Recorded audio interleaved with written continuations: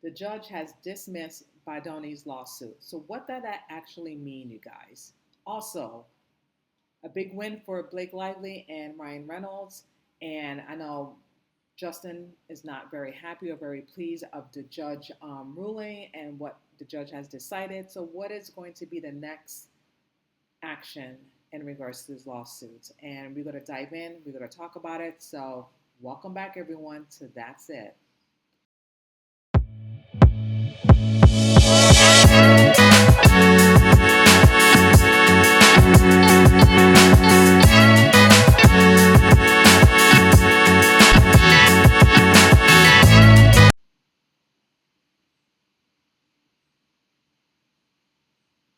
Okay, you guys, I cannot imagine what Justin Baldoni is feeling right now. Probably angry, probably upset, probably like, what just happened? The judge just dismissed all three of my claims that I'm suing Blake Lively and Ryan Reynolds. I can't even imagine, that all this and the judge has throw it out. The judge threw it out. And I know that's a huge blow and a huge loss for Justin Baldoni.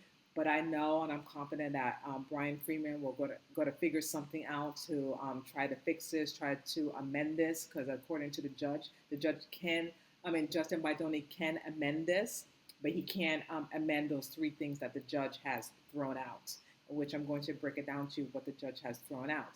Now, this is a huge win on Blake Lively's side because now she feels, vindicated. That's what she said in one of her lawyers said in the press, that she feels vindicated that she has won. No, she's happy, excuse me, that she's pleased, and then she's going to continue to fight for every woman out there that have been sexually harassed at the job, at the workplace. And I'm saying to myself, girl, bye, okay? We all know you're lying, okay? We all know that you're not telling the truth, and this is all a campaign smear because you wanted the rights of the movie, and Justin Baldoni was not giving you what you want. There's also probably feelings were involved during the set, and it ends with us. You were catching feelings. Your crazy ass husband figured that out, and he was being possessive, and then he was just acting up like a fool and tried to say something to you, and then he had to take action because he noticed that Justin Baldoni was such a nice guy, very sweet guy, very pleasant, very humble, and Ryan Reynolds didn't like that. He felt very threatened because he thought that you may have had feelings for this guy. So then this cuckoo, Ryan Reynolds, had to take action. Okay, that's what really happened, you guys. Okay, and Blake Lively, obviously she couldn't orchestrate this herself. Okay, she's not that bright, like I keep saying. So her husband had to do it for her. Okay, and now this is a big, big victory, big one for her. Fine, okay, but it's not over until it's over. The trial starts next year, so there's still time for Justin Baldoni lawyer, Brian Freeman, to figure something out, to do an addendum or regarding this lawsuit to see if there's going to be some type of retribution of this lawsuit because they destroyed this man's livelihood. They destroyed his reputation. Okay, they made everything possible to break him down, to make him feel like he was a less of a person, and he was not having it. So he's not backing down. Okay, you think that he is going to quit and stop? No, baby. He is going to keep going and keep fighting for this. And I hope and pray that Brian Freeman will figure something out, and hopefully they will get a win out of this lawsuit. And again, it's a big blow, and I get it.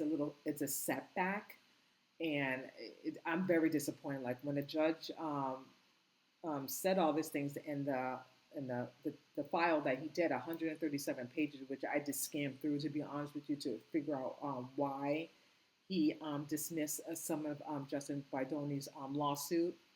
The $400 million, that's gone. The 250 that Justin Baldoni was suing New York Times, that's out. I'm like, what's left? What's left? Again, which I'm going to break it down to you. So I hope and pray that Brian Freeman can strategize, yes, and figure something out because this is not right. I don't even know what just happened, why the judge feel this way, but he had a perfect good reason why he dismissed some of Justin Baldoni's lawsuits. So I'm going to break it down to you. So, according to the judge, Justin Baldoni, Wayfair Studio, was claiming that Blake Lively assists with Ryan Reynolds, her husband, and the publicist also Leslie Sloman, that they try to steal the rights from the film, even though Leslie gave the film to Justin Baldoni, which I don't understand. But I guess when Blake Lively was talking to her ear, she wanted to get the film back, which if it's already on contract and everything is signed, you can't just take something back because you're trying to be good two shoes with Blake Lively. But anyway, off topic here.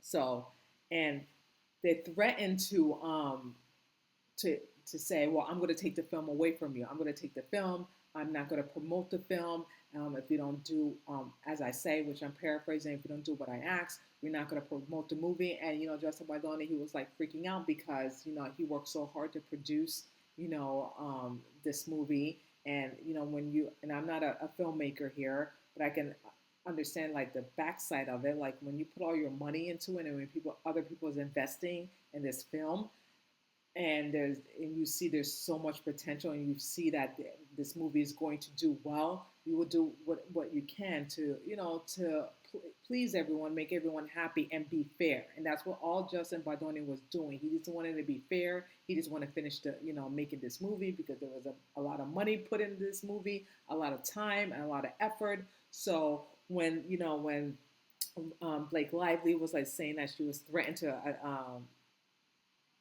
Justin Baldoni and the studio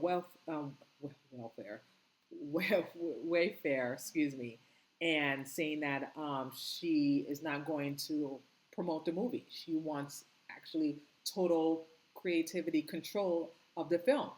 And Justin Baldoni gave everything that she wanted, everything that she requested for. He gave it to her, but that was not enough for her. That was not enough. She wanted more. Okay, she even embarrassed this man, having him and his family go down in the basement while the premiere, when she's up in her pink carpet or red carpet with her husband and with the rest of the co-star taking pictures and all that stuff. It's just like unjust. You know what I mean? Unjust. And she threatened these people, well, if he's going to be next to me and taking pictures, I'm not coming. I'm not showing up. And you know what I would have said if I was Jose? Girl, bye. Go. Leave. And you just make an excuse that you were sick and you had to take care of your kids. That's what publishers do. That's what managers do. You know what I mean? But Justin Baldoni is such a good guy that he took the higher road and he went down to the basement with his family and his friends and just had a good old time. That's humble. That's very humble. Me personally, I don't know if I can do that. Maybe, but I don't know. God had to really, really have to soften my heart to say, you know what, Cheryl, just take the high road and just be a bigger person. And I probably would, but I would be pissed. But then you know what? Then I'm like, I have my family, I have my friends. I'm going to take the higher road. And that's what Justin Baldoni did because he's such a nice guy that he did that. But anyway, so Blake Lively threatened, Justin Baldoni because she wanted creative control of the film. Also, as a result of the claim of Baldoni and Wayfair claimed that this was a civil extortion. The judge didn't see it that way. He didn't feel like that it was extortion because there was no money exchanged. There was no back and forth. There was just only like words, according to the judge. His words, not mine. And also the judge decided, nope, we're throwing this out too. So he's throwing that out. And any alleged actions that don't constitute civil extortion.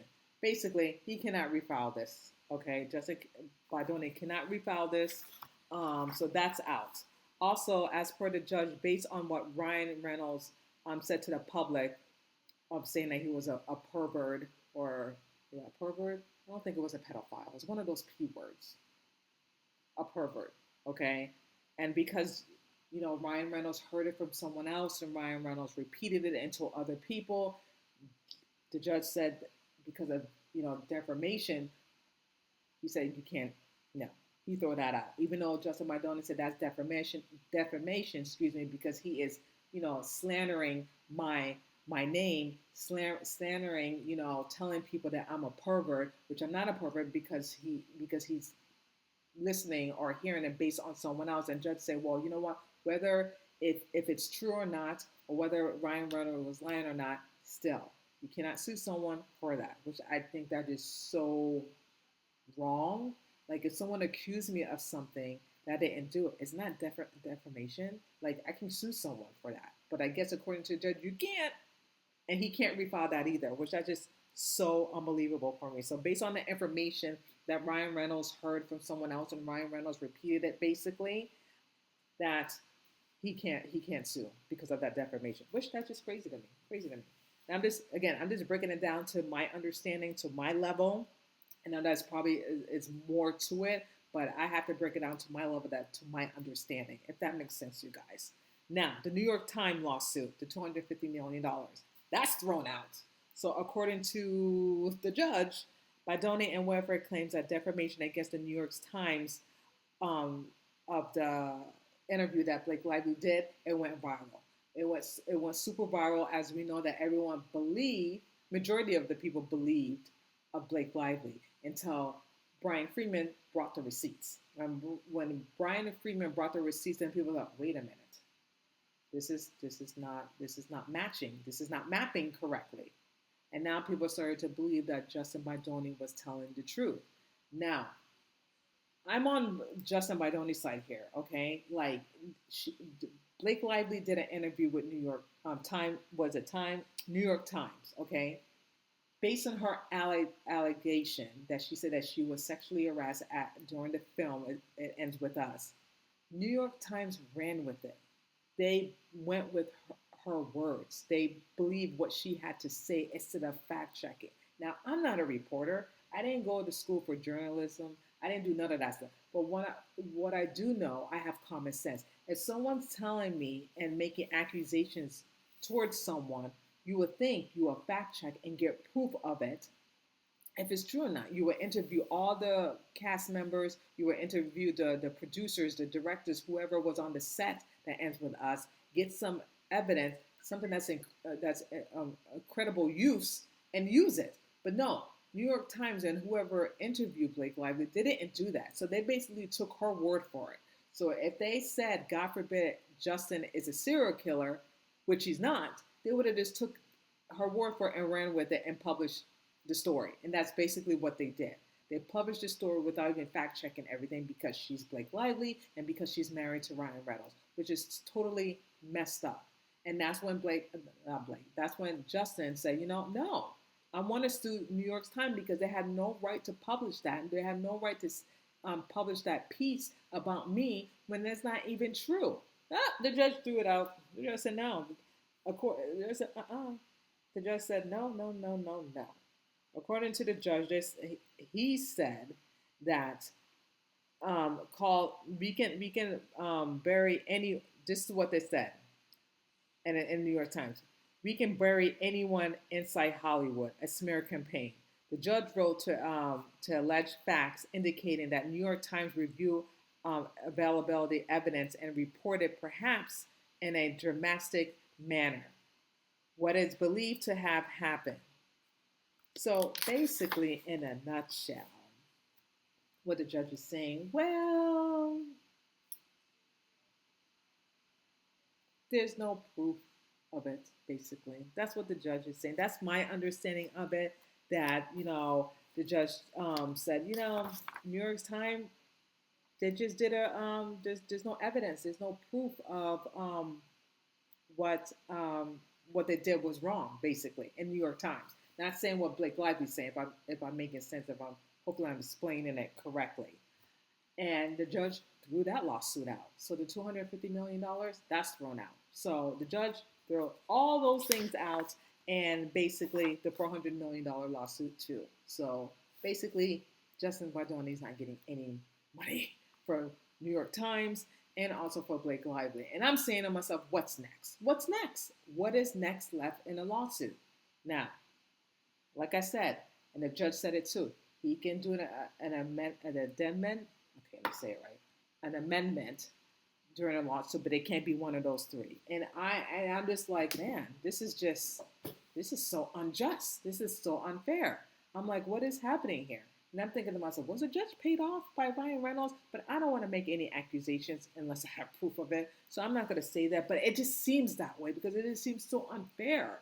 So unfair.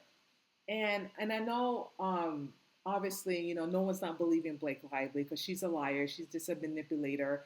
And she is not the main person who started this whole mess. It was her husband. She was just, in the middle of it and just going with it because she doesn't have a backbone to stop all this.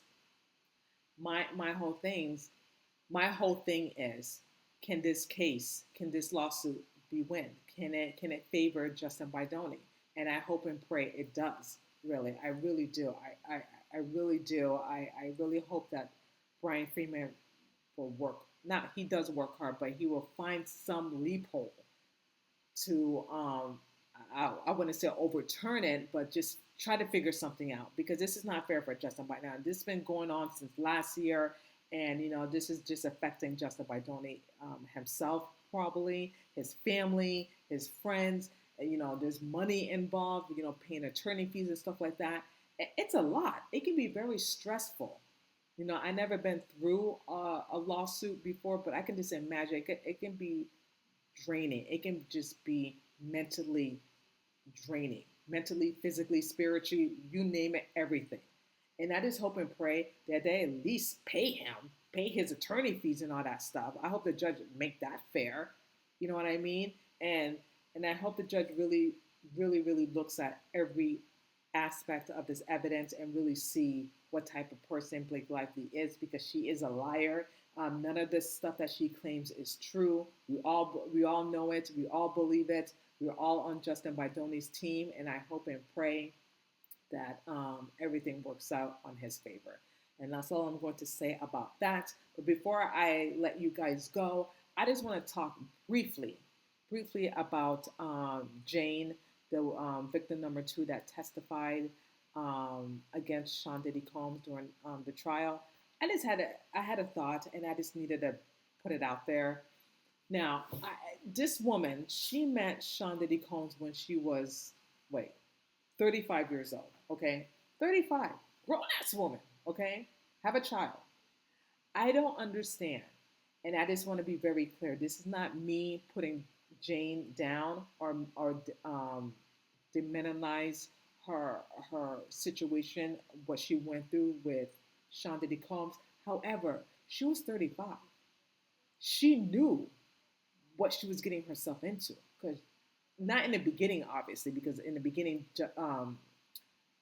Diddy was very nice, very calm. He very sweet to her for the a year or maybe 6 to 12 months, during their relationship until then. And then he got comfortable, and then he started to, put her in hotels and have freak-offs. And then that's when he wanted to have menage a trois and watch, her having sex with other men. Such a pervert and disgusting. Anyway, my thing is, she was 35 when she met Combs. She'd been in a relationship with Combs for 3 years. So she would have been now 37, 38. She's 38 right now, probably, okay? We don't know the identity of her. I have it suspicious who she is, but I'm going to leave that alone until someone releases her true identity, but it won't be me. I believe I know who it is, but anyway. But my whole point is, she was a grown woman. Has common sense. Well, she didn't. I don't know. But anyway, let me just not go there because I don't want to get myself in trouble. My whole point is, it's not the same situation when Cassidy, okay? When Cassidy met Diddy, she was 19. She was young at the time. Her mind was still developing. She was very, very innocent, okay? All this stuff, the drugs, the men, was introduced to Diddy. Cassidy never done none of that stuff before when she came out. Not saying Jane did either, but my point is, Jane was older. Cassidy was young and naive and immature, and this was taught to her. Basically, Diddy groomed her, okay, from a young age until she left him, okay? With Jane, she was 35 years old, okay? If you didn't like the freak off and stuff like that, you had every chance, every opportunity to leave. Now, granted, she did it the first time to please him, to make him happy. Okay, no problem. You wanted to do it to please your man. We have done a lot of things, us ladies and men did things for the person that we love, our significant other, to make them happy. Freak off for me is not one of them, because that I will never do. I can tell you that right now. No, no. But you get my drift. We have done some things that we wanted to please our man or our woman at one point in our life, whatever the case might be. Now, she didn't like it. Okay. She told him, okay. Send him text messages. She even have a journal, for goodness sake. And when I say she have a journal, she has journals. She kept her journals. She kept her text messages that she sent to Sean Diddy Combs, saying that she don't want this. She don't want this anymore. She just wanted to be him and her. She just wanted alone time and just have a relationship with Sean Diddy Combs. She didn't want other men involved. She said it multiple times. She had the text messages to prove it. Okay, she has her journals to prove it. My whole point is, you guys, if she didn't want it, she should have left. You had every opportunity to walk away. Why didn't you? Because he was paying your house, your rent, excuse me. He was paying your $10,000 rent. He was paying the lifestyle that you wanted when you were traveling to Turk and Caicos, excuse me, LA, Miami, New York. You wanted that lifestyle. So again, not to put her down, but you can't have your cake and eat it too. You can't say, "Oh, I didn't want to freak off," but then you wanted the lavish life, the lavish lifestyle. You get what I'm saying? You had every opportunity to walk away, to not deal with the bullshit of the freak off and being drugged, or using drugs, and having sex with multiple men that you did not want to. You just wanted to have sex with your boyfriend at the time, Sean Diddy Combs. But he made you do it. He didn't make you do it. You chose to do it. You could have easily said no. And like I said, I'm not putting her down. I'm not diminishing the trauma that she went through. But she had a choice. She was grown. She had a choice. She knew from right and wrong. She knew what she was getting herself into. And when she had that first encounter with all these escort men, and her boyfriend, Diddy, watched her, she could have, red flag, red flag. That's just weird. Why another man want to watch your girlfriend having sex with another man, let alone an escort, and not using protection?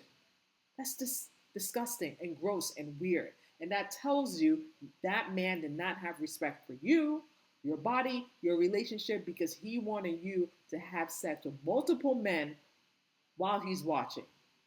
Because apparently, you see, when you couldn't get it up. Because they were talking about Tootsie Roll. I'm like, what is Tootsie Roll? And one of my coworkers had to explain to me. That's how old-fashioned I am. I didn't even know what Tootsie Roll was. I'm like, and when she explained to him, I'm like, oh, well, that makes sense then. That makes sense why he likes to have women that he encounters with, Diddy, dates, that he have escorts to have sex with his girlfriend, because he can't get it up. Maybe he needs to lay off on the cocaine, pink cocaine, because I heard when you do cocaine, it just, there's no erection. You can't get it up. I was told by that, but I don't know if that's really true. But listen, that makes absolutely sense now why sometimes he can't perform. Okay? That's why he should have just eased up on that. But anyway, when you're hooked on drugs, you can't stop unless you go to rehab. But anyway, I'm off topic here. But my whole point is, she knew what she was getting herself into. She knew that her child's father did not get along with Diddy. Why she didn't reach out to her baby daddy? Why she didn't tell her baby daddy what was going on? I don't know. I'm not in her head. I'm just trying to think outside the box, like why she couldn't just walk away, why she couldn't speak to someone, but she kept coming back. She kept coming back multiple times. Even though she said she didn't want the freak out, she still did it anyway, because she did not want the money to stop. She didn't. She did not want the money to stop. Apparently, she was an OnlyFans person, that she was making money, but I guess, with all the hotel freak nights, she stopped because, Diddy was just paying her rent, giving her some type of allowance. I don't know, something. But let me tell you something. No money in the world will make me have sex with multiple men. I'm sorry. I will figure it out. Okay? I will figure it out. I would. And she should have done that. She should have figured it out. Yes, she has a child. Yes, she was in debt, but your body is precious. Your body is your temple. And you should not sell your soul to the devil for anybody. Doesn't matter how much they give you. You figure it out. I know a lot of single women out there, they figure it out. They figure it out. Is it hard? Is it tough? Absolutely. No one's not questioning that. It's hard, it's tough. But people figure it out and do what they have to do. But they won't be sleeping with other men if they don't want to. You know what I mean? If they don't feel they don't need to do it. Now some people have to do what they have to do to survive. I get that. But if that was not her thing, and she made it very clear during the text messages and her journal that she did not want to do it, she could have easily walked away. This was a 35, 36, 37 at the time year old woman. Okay, she was not a teenager. She was not a child. She knew from right and wrong, and she kept going. She kept going. I just feel like she thought she was trying to change Diddy. And you can't change a man like that, especially when he sets on his ways and he made it very clear to you that he didn't want a relationship with you. You wanted to keep it private. So you didn't want anyone to know because you knew that your baby daddy would find out that you were dating Diddy and he would have been upset. Because apparently, according to her testimony, that they don't get along. Okay? That's according to Jane's testimony that they don't get along.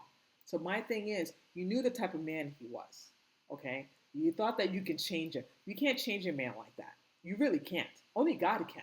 Okay? Only God can change someone and soften someone's heart. But when you have Shonda D. Combs, who's been doing this for decades, you think someone can change overnight like that? No. No. Only Jesus can change someone like that. No one else can. We could pray for them, but they have to change themselves. And Shawnee D. Combs didn't want to change, okay? He loved that lifestyle. He loved what he was doing. He thought he was God and thinking that he would get away with it for the rest of his life until it caught up to him. It did, because someone ratted him out to the feds, raided his house last year, got, devices, thousands of baby oil and lubricant and money and scratch off guns and stuff like that. Listen, when you mess with the big boys, they're going to put you down and teach you a lesson. And that's what happened here, you guys. Because let me tell you something. You think all these times, all these years, that the feds and people didn't know about Shonda D. Combs? Yeah, right. They knew. Just like they knew about Jeffrey Epstein. They knew. Okay? It's quite simple, you guys, before I go. It's El Chapo, okay? It's like El Chapo, the most infamous drug lord. The governor knew. The government knew about him. But then when they wanted to put him in his place, and El Chapo didn't like that. And I know this is a bad scenario, but I just want to say because I just love the name. They took him down. The government knew about him. They knew about the drugs that he was doing, and they didn't like certain things, what he was doing, and that's when they shut it down. They shut it down, and then they arrested this man. Same thing with Epstein. Same thing with Diddy, okay? Diddy pissed someone off, and someone needed to teach Diddy a lesson and remind Diddy, listen, I'm the head of the snake. You're not. And I'm very curious to find out who the head of the snake is. I believe it's Clive Davis, but that's another topic, another another day to talk about. And that's what happened here. Okay, so back to Jane. You can't. I feel like she was just trying to change him to make him to have him just to be just with her only. When he was having relations with Young Miami, I believe. Listen, and that was public. And she got upset, and she felt like, man, I'm just a side piece. No, you were not a side piece. You were just his. I'm sorry to say, his whore, his bidding, just for you to have sex with other male escorts for his entertainment. That's basically what it was. I'm just saying it in a nutshell. I'm not trying to be disrespectful or mean, but I'm just putting it in a standpoint of this man's head and his eyes, what he thought of you. He didn't think anything else but that. Believe me, he did not want to have a relationship with you. He didn't picture you as his wife, a mother of his child, none of that stuff. You were just a person just to have, for you to have sex with multiple men for his entertainment, basically, bottom line.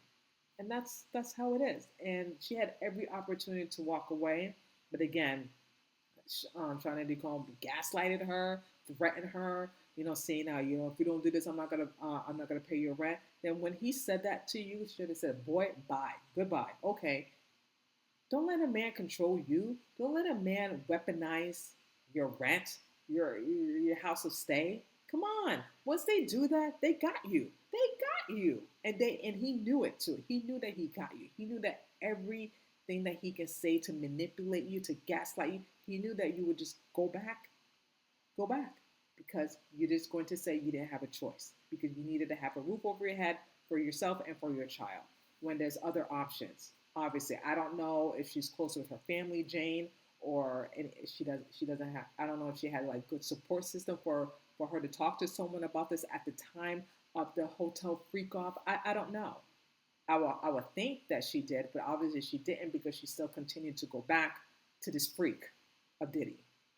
Anyway, that's all I have to say about that note. So let me know what you think about this video. And if you do like it, please like, share, and subscribe. And I just want to say this over and over again. Thank you so much for everyone taking the time to listen to what I have to say and what I have to talk about.